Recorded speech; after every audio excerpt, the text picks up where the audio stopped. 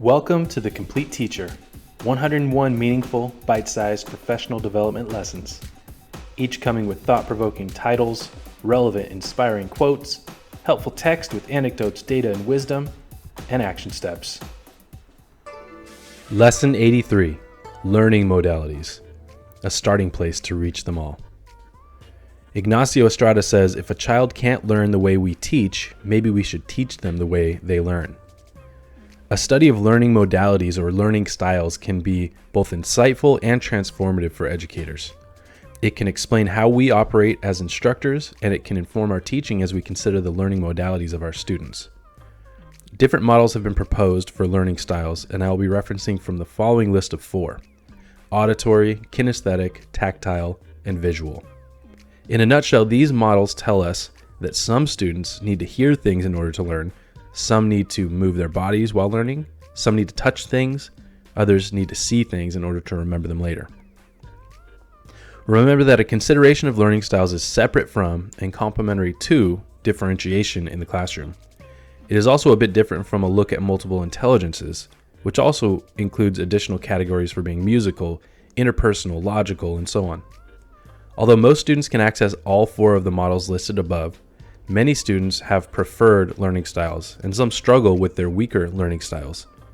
Researchers conclude about learners that 25 to 30% are strongly visual, seeing, 25 to 30% are strongly auditory, hearing, less than 15% are tactile, touching, less than 10% are kinesthetic, moving, 25 to 30% are evenly mixed.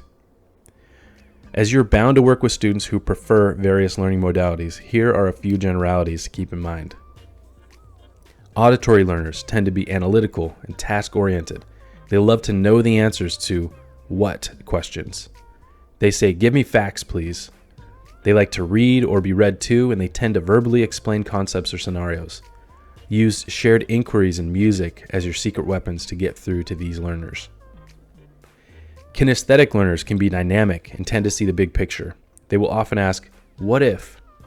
They model, demonstrate, or act things out. They say, "Let me show it to you, please." They are animated, outgoing, willing to take risks, and don't mind controlled chaos. Get them outside, or at least moving around the room if you want to invigorate them. Tactile learners usually appeal to common sense and look for patterns in the details. They want to know how. They say, "Let me try, please." They will translate things literally and are artistic and comfortable with clutter.